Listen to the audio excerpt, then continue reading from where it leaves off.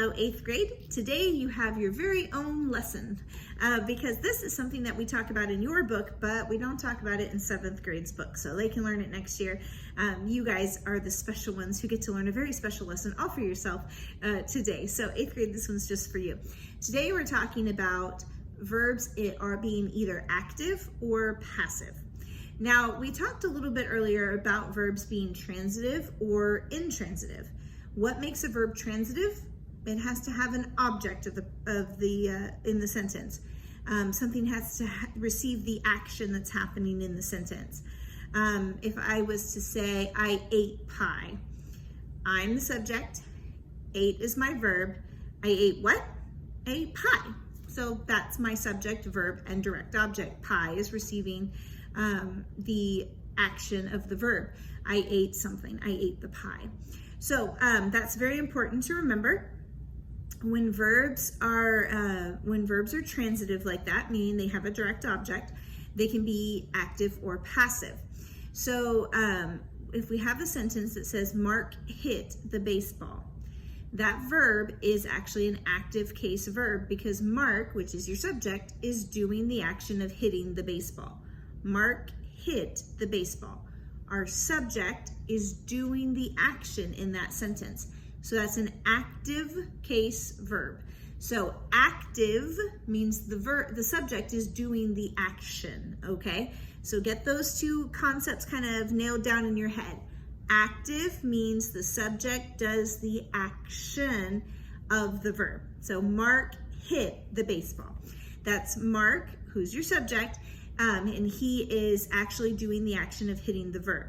Now, what happens is we can put the verb also in passive form. The baseball was hit by Mark. Now, is our subject doing the action? Well, no, because a baseball can't hit itself.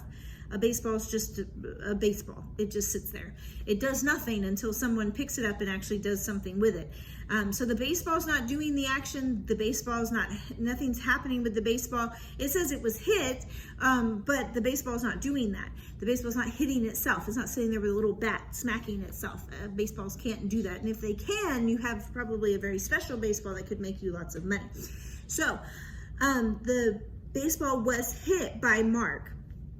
That means that that verb is now in passive form because Mark's not doing anything. In this sentence, Mark is still doing the action, but he's not the subject. Because he's not the subject and the subject's not doing anything, the subject's not doing the action of the verb, it becomes a passive tense verb. So what happens in these sentences that we can switch around is the subject becomes the object of the preposition. The baseball was hit by Mark, okay?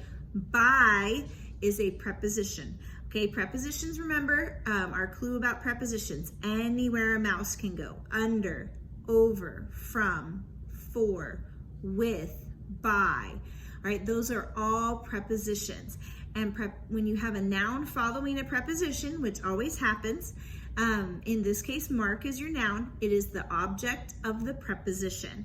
The baseball was hit by Mark. So what was formerly your subject in the active voice has become your object of the preposition in the passive voice. And what was your direct object in the active voice? Baseball, because Mark hit what? Mark hit the baseball. Baseball was your direct object. That has now become your subject, and it's no longer your direct object. Baseball has now become your subject. Okay, so that's going to be the pattern that we follow. In writing, when you're writing a paper, and of course we've talked about your note cards yesterday, so you guys are preparing for that. When you're writing a paper, so when you're getting ready to write this research paper that you guys are working on, use passive voice very sparingly.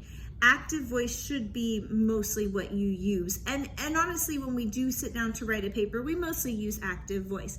But that's really what you should focus on. Sometimes you have to use passive voice and it happens, but try not to make it a habit. Passive voice should be something that you don't use all the time. Overuse of it can cause a weak and awkward writing style. And one of our objects of English class is to make you guys strong writers.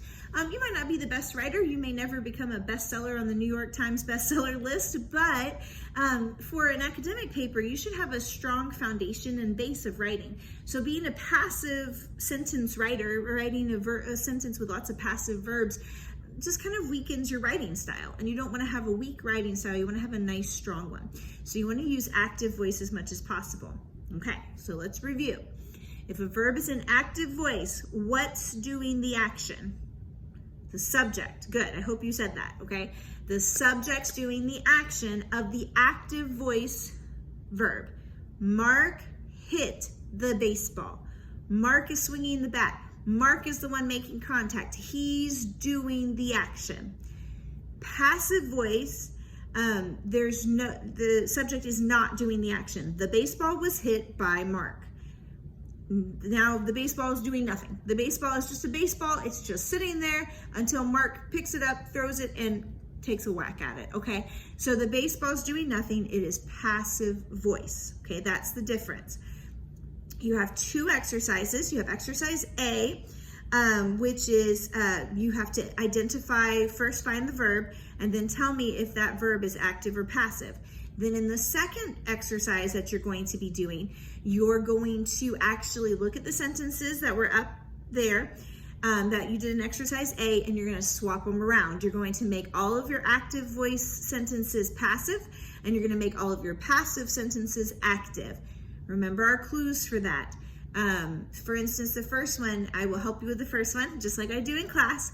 Many people visit New York City every year. And what's our verb? Many people, look at it with me on page, get the page number 88. On page 88, many people visit New York City every year. What's my verb?